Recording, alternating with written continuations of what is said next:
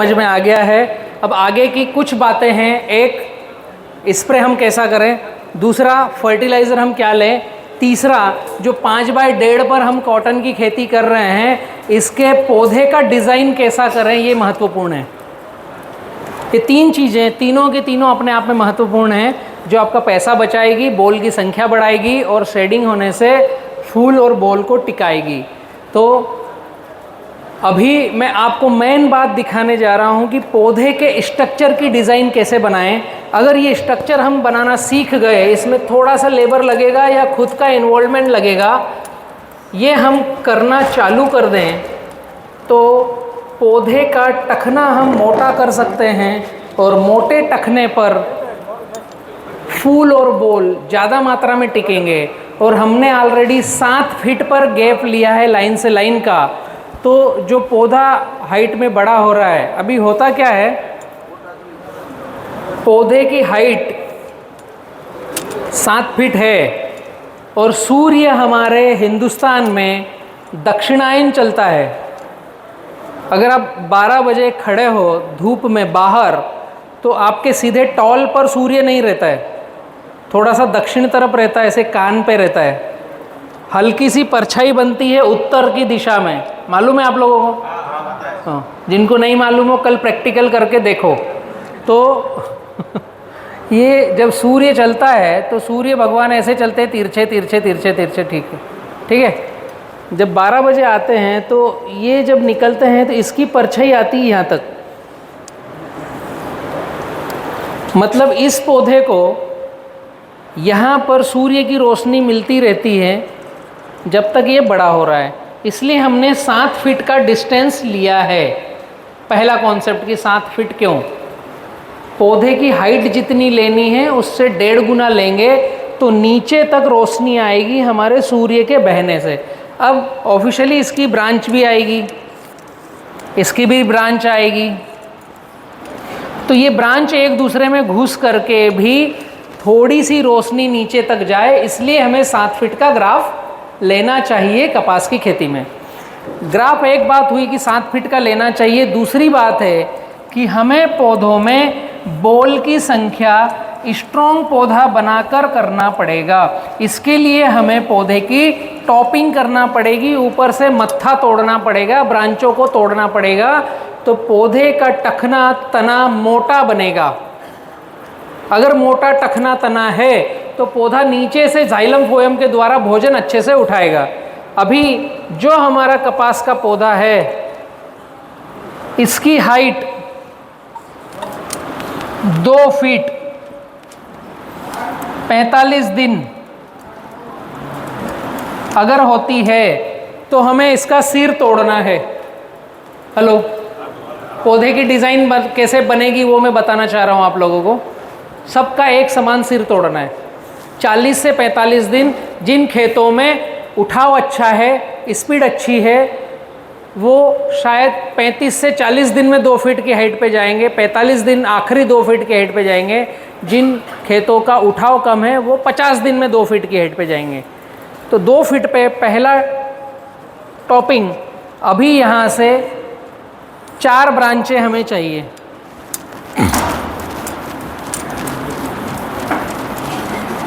ये बहुत ही महत्वपूर्ण बात है।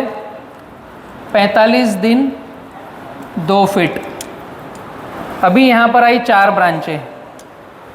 ज़्यादा की आवश्यकता नहीं हो, ज़्यादा हो तो निकाल दो, आएगी भी नहीं ज़्यादा, इतना डिस्टेंस रखोगे तो। अभी ये अगली टॉपिंग होगी। अभी आपने सिर तोड़ दिया तो पौधा ऊपर हाइट पे जाना रुकेगा। अगली टॉपिंग होगी आपकी 65 से 70 दिन 3.5 फीट हाइट, अगली टॉपिंग होगी इनकी। अभी यहाँ पर टॉपिंग करोगे तो सीधी लाइन बढ़ना बंद होगी और आड़ी लाइन बढ़ेगी। कॉन्सेप्ट समझ में आ रहा है? पौधा इस तरीके से दिखना चालू होगा आपके खेत में। 1 के 4, अभी 4 के 1 2 3 4 5 6 7 8 9, 10, 11, 12, 13, 14, 15, 16, 4 के 16। अभी आपके पास 16 ब्रांचेज हैं मोटी और हेल्दी। ये ब्रांचेस का टाइम क्या रहेगा? 90 दिन, 5 फीट। ये गैप है 1.5 फीट की, 2 फीट, 3.5 फीट, 5 फीट। अभी जितना बचता है, ये जो ब्रांचेस बड़ी, इनकी सबकी कलम कर दो। जो नए सूट दिख रहे हैं उनको काट दो। नए सूट जितने दिख रहे हैं, कब? 5 फीट की हाइट पर। हम खेती कर रहे हैं, कपास में हमको पता है कि टॉपिंग करना है, लेकिन हम क्या करते हैं? 5 फीट की हाइट आती है तो या तो लियोसिन या चमत्कार या एक बार सिर तोड़ते हैं। हम 2 फीट से 2.5 फीट की हाइट पर सिर तोड़ेंगे तो वहीं से नीचे का तना मोटा होना चालू होगा, और जैसे ही उसकी दूसरी ब्रांच आई, 3.5 फीट हाइट यहाँ होती है। 3.5 फीट हाइट पर हमने 4 ब्रांचों के सिर तोड़े, तो पहली ब्रांच मोटी करी, अभी 4 ब्रांचों को मोटा किया। इतने दिनों में, ये जो 90 दिन में हम ऊपर की ब्रांच का सिर तोड़ने की बात कर रहे हैं, जब तक आपके यहाँ पर जो फूल और बोल लग रहे हैं ना, वो बोल बन करके मोटे हो गए हैं, और ये ऑलरेडी आपका फर्स्ट फ्लावरिंग सेट होना चालू हो गया है। आपके कपास में कितने दिन में फ्लावरिंग आती है मालूम है आप लोगों को? 45 दिन में। हमने पहली टॉपिंग कब करी? 45 दिन में।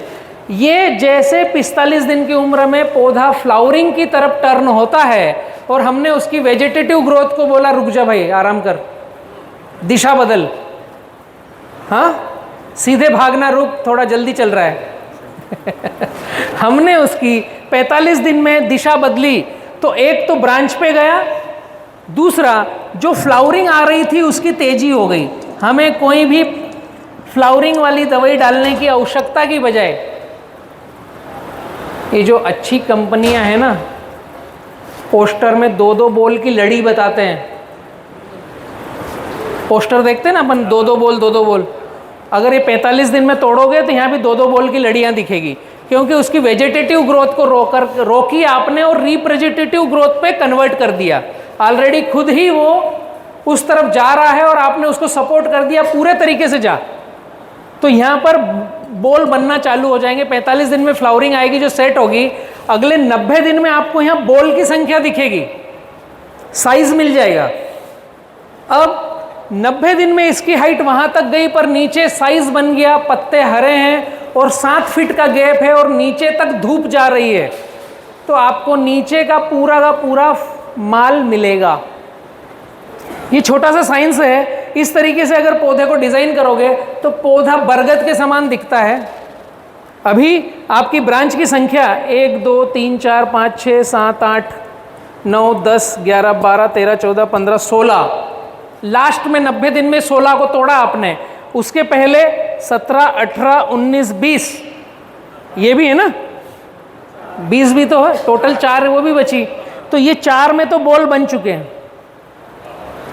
टोटल 20 ब्रांचेस हैं। आपको एक ब्रांच में कितने बोल चाहिए 100 डेंडू के लिए?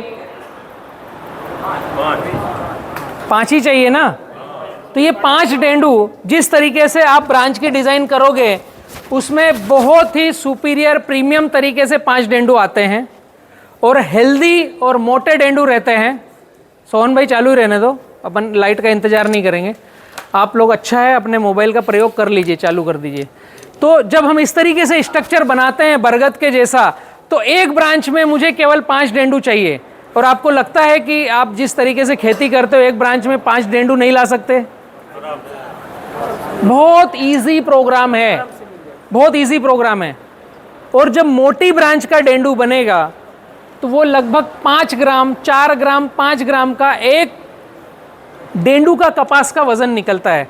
अभी एक इत्तेफाक और बतलाता हूं मैं। जैसे ही आप इस लाइन का कट करोगे, इन 16 लाइनों का, तो ये 16 लाइनों में फिर एक एक्टिविटी होगी 90 दिन के बाद। यहां पर फ्लावरिंग वाली बॉल्स वाली लाइनें चालू होगी। 16 गुणित 4 करना पड़ेगा आपको। 16 ब्रांचेस मोटी है, 64 लाइनें आपके पास मिलेगी जिसमें फूल फ्लावरिंग आएगी। जो 1500 फ्लावर देता है ना पौधा, वो कहीं ना कहीं तो आउटपुट देगा ना, कहाँ देगा? तो ये जो 20 ब्रांचेस हैं इनको आपने किया अंगूठे जैसा मोटा। अब 20 ब्रांचेस के बाद जो फ्लावरिंग फेंक रहा है वो 64 में कन्वर्ट होगा। और आपके पास अगर आपको सेकंड पिक रखना है तो उन 64 की कलम करना है। सेकंड पिक नहीं रखना है तो इन 16 ब्रांचों के 64 लाइनों में से जो फ्लावरिंग 10-10, 15-15 एक ब्रांच में आ रही है तो आपके पौधों में 200 बॉल के ऊपर नीचे निकलना चालू होंगे। कैलकुलेटर है किसी के पास? निकालो। 1 एकड़ में 7/1.5 पर प्लांटेशन करोगे तो 4100 पौधे लगते हैं। 4100 पौधों में से 100 पौधों को हिडन कर दो जो गैप में चले गए, आपके पास बचे हैं 4000 पौधे। 4000 पौधों में 200 बॉल का एक प्लांट, कितने बॉल में इसमें सिलेक्ट करूं आप लोग बताओ? 16 लाइनें और उसमें 64 कट करने के बाद 16 के बाद निकलेगी या वहीं रुकेगी? 90 दिन बाद निकलेगी ना। तो 16 चौक 64 लाइनें हैं आपके पास जिसमें बॉल टिकने वाले हैं। 64 ब्रांचेस और 20 जो पहले आप कट कर चुके हो, 84 पॉइंट ऐसे हैं जहां पर आपके पौधे का बॉल टिकेगा, फूल और फ्लावरिंग टिकेगा। 84 पॉइंट में आपकी क्षमता क्या है? क्या मानते हो कितने बॉल टिका पाओगे? ये मिनिमम मैं क्वांटिटी बता रहा हूं। 1 एकड़ में इस साल प्रैक्टिकल करोगे, अभी आप लोगों की हिम्मत नहीं हो रही 200 बोलूं नहीं बोलूं, अंदर से आवाज नहीं आ रही है। आपके अभी खेतों में 30, 60, 70 आपने जो गिनती करी है ना, वो कॉन्फिडेंस 200 तक पहुंच नहीं रहा है। तो ये जो मैं प्रक्रिया बतला रहा हूं, इस प्रक्रिया को आप 1 एकड़ में इस साल फॉलो करोगे तो अगले साल बोलोगे मेरे पास 350 बॉल थे एक पौधे में। उदाहरण बता रहा हूं मैं। हमें 10 क्विंटल कपास लाने के लिए 1 एकड़ में 70 से 120 बॉल चाहिए, जो 10 से 15 क्विंटल कपास 1 एकड़ में लेके आएगा। इस विधि से आप जब पौधे की डिज़ाइन करोगे, और इसमें अगर आप एक ब्रांच में अगर 5 बॉल टिकाना सीख गए, वो कैसे टिकाओगे मैं आगे स्प्रे में बतलाऊंगा। अभी डिज़ाइन कैसे बनाना है वो बताया। अभी 84 ब्रांच है और 5 बॉल बना पाओगे एक में, तो 8×5 40, 400 बॉल होते हैं। हमारी किस्मत खराब है, हमने 200 बॉल डैमेज कर दिए। तो 200 बॉल का भी गुणित आप 4 ग्राम का कैलकुलेट करोगे तो आपको एक पौधे के कपास का आउटपुट निकल के आएगा। समझ में आ रहा है? 800 ग्राम एक पौधे का कपास का वजन निकलेगा, और आपके 1 एकड़ में 4000 पौधे हैं। ठीक है, ये सब हवाई फायरिंग है अगर आप अपने खेत में इसको प्रैक्टिकल नहीं करोगे। मेरा बोलना इस ड्राइंग में सिमट कर रह जाएगा, ये कुछ मायने नहीं रखता है। ये मैंने प्रैक्टिकल किया है इसलिए आपको डिज़ाइन बनाकर बता पा रहा हूं। तो आप 30, 32, 35, 40 क्विंटल का सोच पाओगे कैलकुलेट फार्मिंग से। अंदाज पंचे दामोदर कभी सोचना मत कि मैं 9 क्विंटल 12 क्विंटल के ऊपर कपास का उत्पादन ले लूँगा। छोटी सी ट्रिक है, कपास के ब्रांच की डिज़ाइन करो। इसमें लेबर लगेगा, आप लेबर का पैसा खर्च करो, या खुद बीवी बच्चों के साथ जाकर सुबह सुबह ठंडे टाइम में उंगली से ब्रांच को तोड़ो, और दोपहर में आकर खाना खाओ, नींद अच्छी आएगी। ठीक है, ये ब्रांच डिज़ाइन करने का तरीका है। इसमें कोई प्रश्न है आप लोगों का? आगे बढ़ूं मैं। 45 दिन, 65 से 70 दिन और 90 दिन, ये 3 प्रक्रियाएं हम करेंगे तो हम ब्रांच की डिज़ाइन कर पाएंगे। अब हमारे पास एक बड़ा इशू है कि मेरे प्लांट में स्प्रे कैसे करूं। यहाँ पर क्लोज होता है। अब हम नया चैप्टर ले रहे हैं, स्प्रे शेड्यूल कैसे करना है। हेलो, अगला चैप्टर स्प्रे शेड्यूल कैसे करना है। हम कपास में कितनी बार और कितने दिन में स्प्रे करते हैं यहाँ धांगध्रा में, आप थोड़ा बताएंगे मुझे। 5 बार स्प्रे होता है प्लांटेशन से, 3 से 4 बार, 5 से 6 बार, और किसी के पास है 4, पीछे वाले 4 बार, एवरेज 4 आता है। 5 से 6, 3, 4, 4.5 नहीं आएगा, आधा स्प्रे को नहीं करेगा। तो जितने भी स्प्रे करते हैं उसमें मैंने आपको बताया अभी मिट्टी का स्प्रे हमें ऐड करना है। पौधा प्लांटेशन किया, उसके 7 दिन के बाद एक मिट्टी का स्प्रे लिया, फिर 7 दिन के बाद मिट्टी का स्प्रे लिया। बारिश आने तक आपको कपास के पौधे में 7-7 दिन में स्प्रे लेना है। तो इसमें आपके स्प्रे का टाइमिंग बढ़ गया, बट खाद कोई भी देने की आवश्यकता नहीं है। अगर आप 7 दिन में स्प्रे ले रहे हो तो वो स्प्रे ही खाद हो गया, स्प्रे ही फंगीसाइड हो गया, स्प्रे ही न्यूट्रिशन हो गया। अगर हम लेबर नहीं हैं तो मिनिमम से मिनिमम 14 दिन में स्प्रे लें। पौधा जर्मिनेट होकर आ गया है, 2 पत्ते का है, तो पहला स्प्रे तो हमें 7 दिन में लेना है। बाकी के स्प्रे लेबर नहीं है तो 10 से 14 दिन आखिरी है, 10 से 14 दिन के अंदर हम मिट्टी का स्प्रे लें। और 7 से 14 दिन के अंदर पौधा लगाने से आखिर में रोटावेटर चलाने तक अगर आप स्प्रे करते हो तो आपके मार्केट से कोई भी एक भी दवाई लाकर कपास में डालने की आवश्यकता नहीं है। न हरे मच्छर के लिए, न वाइट फ्लाई के लिए, न थ्रिप्स के लिए, न फंगस के लिए, न पूड़ी को बचाने के लिए कि पूड़ियाँ गिर रही है। हेलो,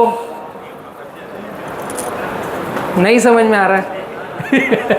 पहला आदमी कपास में बोल रहा है कोई स्प्रे मत करो मिट्टी के अलावा। हाँ, हजम नहीं होगा।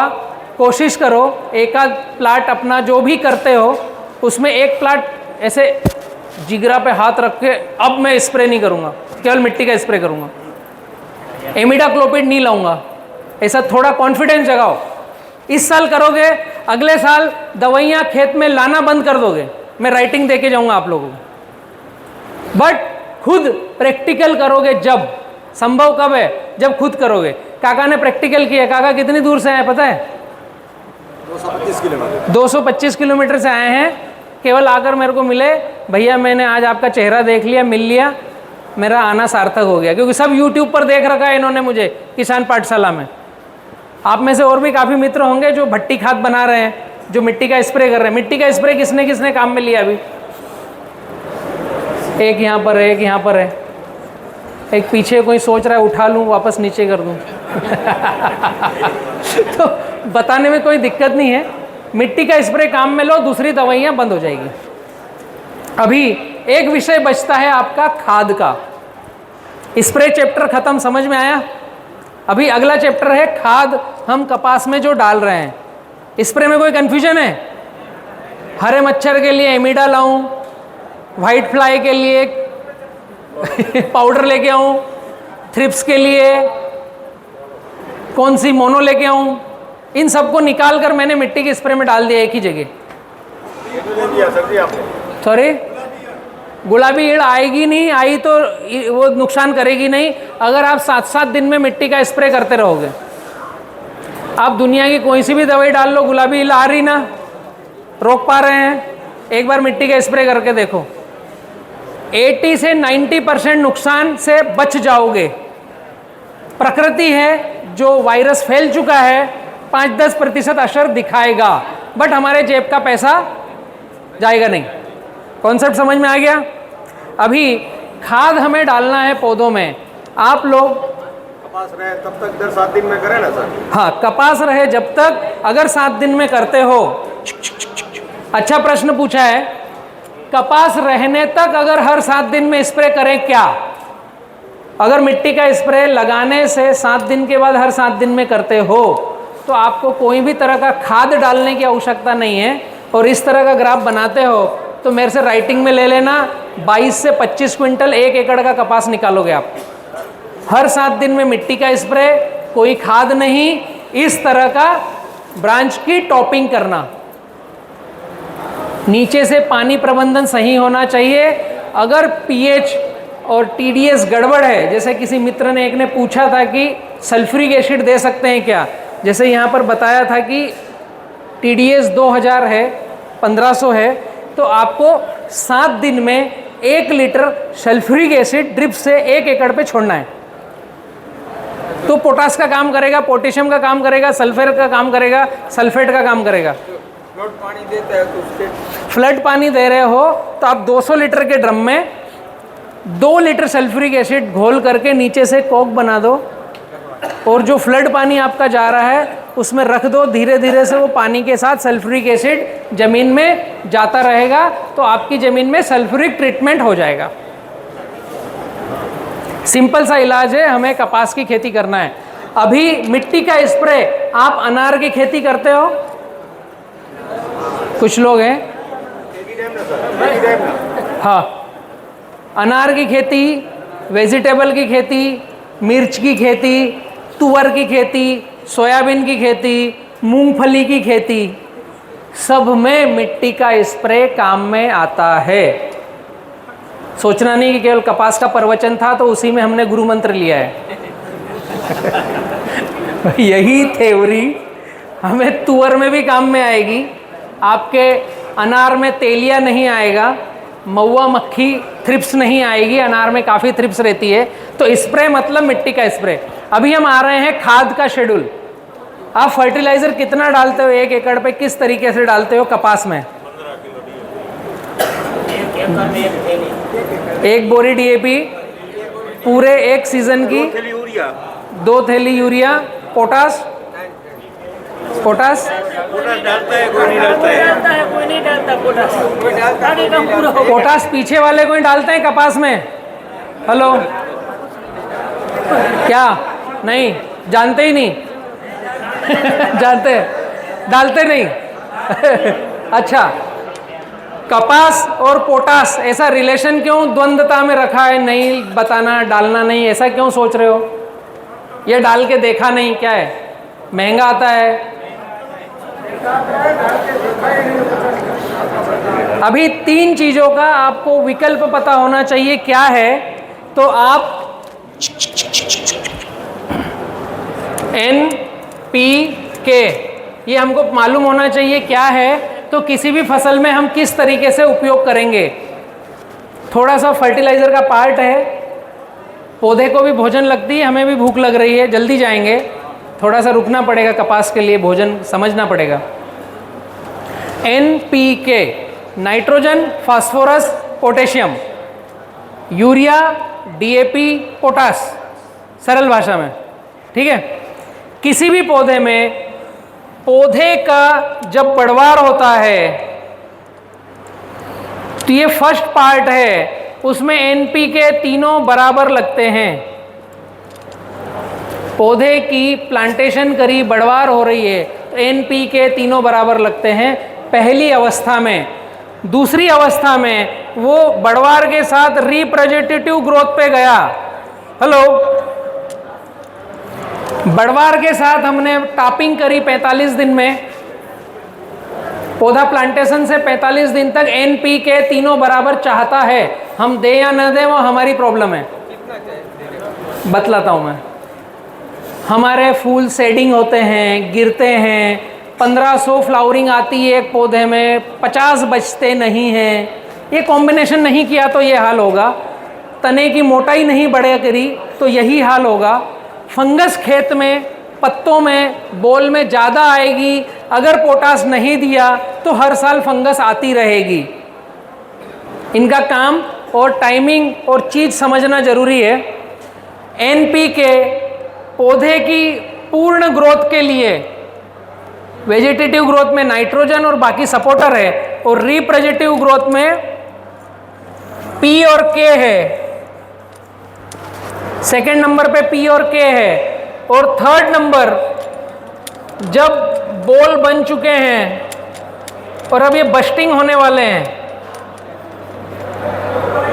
3 अवस्थाएं हैं किसी भी प्लांट की, बढ़ना, बढ़वार होना और फूल बोल पर जाना। तो पोटास की आवश्यकता पड़ेगी लास्ट में, यहां पर तीसरे चरण में 90 दिन के बाद। जैसे अभी इन बच्चों को भोजन की आवश्यकता बहुत लग रही है ऐसे ही हमारे कपास को इधर जब फ्लावरिंग बस्ट हो रही है, 90 से 100 दिन की अवस्था क्या रहती मालूम है? आप जिनको जाना हो शांति से जाओ, शोरगुल कम करो, वहाँ से थाली उठाते उठाते भी सुनते रहना। अभी जो पौधा चल रहा है, बढ़ रहा है, फुल फ्लावरिंग दे रहा है, उनको NPK तीनों चाहिए। जो फ्लावरिंग पे आ गया है, जो बॉल सेटिंग पर आ गया है, उसे P और K चाहिए, फास्फोरस और पोटाश चाहिए। और अब हमें समझ आ गई है कि अब जो फ्लावरिंग आएगी 90 से 100 दिन के बाद वाली, वो हमारे कुछ काम की नहीं है। जो आ चुकी है उसको टिका करके सेट करना है।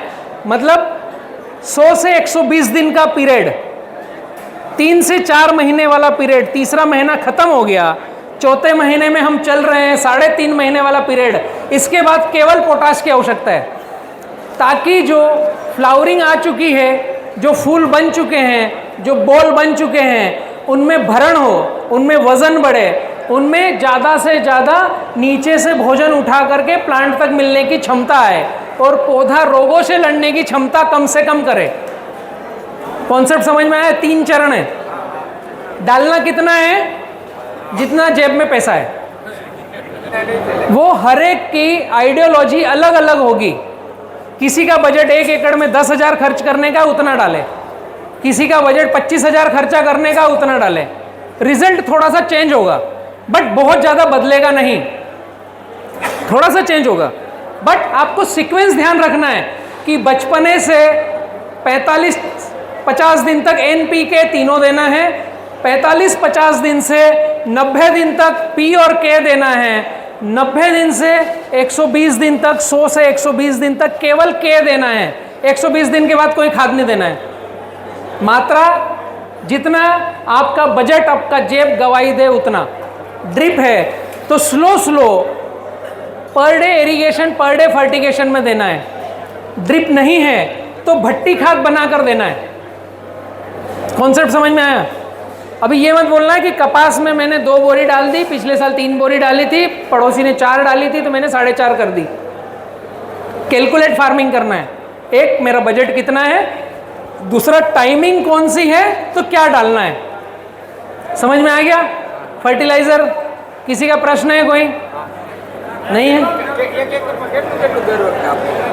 कितना कितना डालना है 1 एकड़ में? पहले 45 दिन तो कितना देने का है? इसमें सिंपल सी मैं लाइन अगर बतला दूं तो जो मैंने शुरुआत की ड्रेंचिंग बोली है आपको, पीएच ड्रेंचिंग, 200 लीटर पानी, 200 ग्राम पोटेशियम ह्यूमेट, 1 किलो 19 आपका कैल्शियम नाइट्रेट और 1 किलो सल्फर WDG। ये पहली ड्रेंचिंग बीज लगाने पर, फिर 7-7 दिन में 3 ड्रेंचिंग, तो आपका 1 महीना निकल गया, 30 दिन निकल गया, कोई खाद नहीं दिया आपने। प्लांटेशन किया, पहली ड्रेंचिंग 7 दिन 7 दिन 7 दिन, 4 ड्रेंचिंग हो गई, आपका 7 चौक 28, 1 महीना निकल गया है। अभी आपको NPK देना है तो एक बार 12, 32, 16 1 महीने के बाद डाल दो। 1 महीने के बाद 12, 32, 16 कितना डालना है? एक उदाहरण मैं दे रहा हूँ, न बहुत महंगा न बहुत सस्ता। ये काफ़ी पूछ रहे हैं इसलिए बता रहा हूँ ज़बरदस्ती, मेरी इच्छा नहीं है कि कितना डोज डलना चाहिए, वो डिपेंड करेगा आपके जेब का बजट कितना है, उतना ही डलना चाहिए। लेकिन एक उदाहरण, 25 किलो 12, 32, 16 जिसमें NPK तीनों है, 75 किलो मिट्टी या गोबर, तो ये मिल गया 1 क्विंटल हो गया। नीचे प्लास्टिक बिछाओ, ये 1 क्विंटल का मिश्रण 25 किलो 12, 32, 16, 75 किलो में मिट्टी गोबर मिक्स ले लो, उसको हल्का नमी कर लो। अब आपका 25 किलो खाद है, 25 किलो खाद है तो 25 gram potassium humate, 5 gram potassium fulvate, इसको हल्की नमी करना है। नीचे प्लास्टिक, ऊपर से प्लास्टिक ढकना है, 3 से 4 दिन के लिए छोड़ना है। ये पूरा गर्म होकर के पूरा का पूरा 1 क्विंटल खाद बनेगा। आपने डाला 25 किलो, बनेगा 1 क्विंटल, क्योंकि बाकी का मिट्टी गोबर डाला है।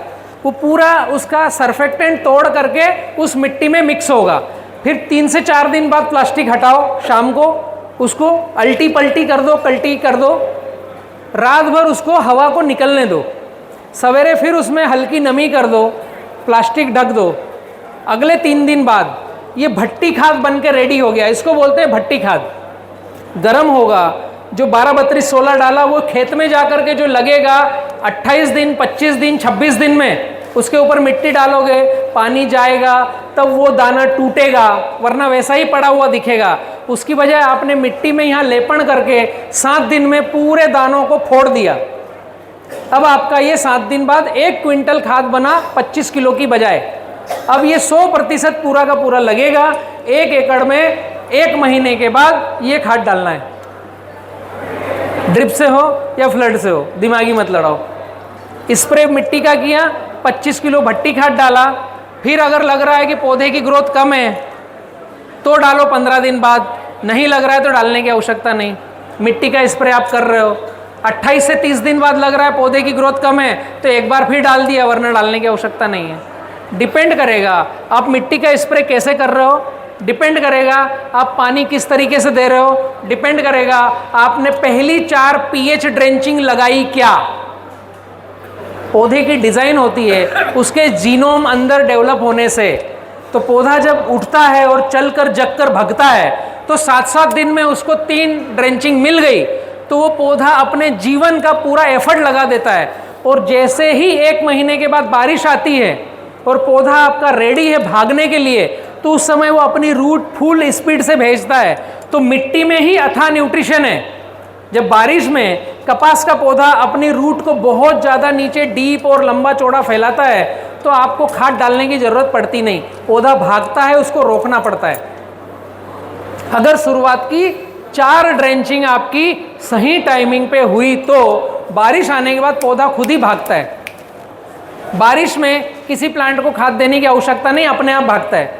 हम उल्टा काम करते हैं, बारिश आती ही खाद देते हैं, हमें लगता है हमारे खाद से चला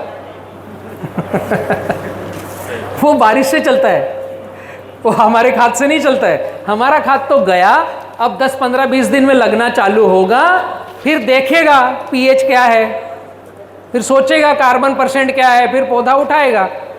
तो भट्टी खाद बना करके जब आप दोगे तो तुरंत लगेगा और पौधा स्पीडली चलेगा। ओके, जय स्वामीनारायण। ये ज़्यादा होगा वो भी लेगा ना? तो भी लेगा, भट्टी खाद बना होगा तो। धन्यवाद, खाना आपका इंतजार कर रहा है।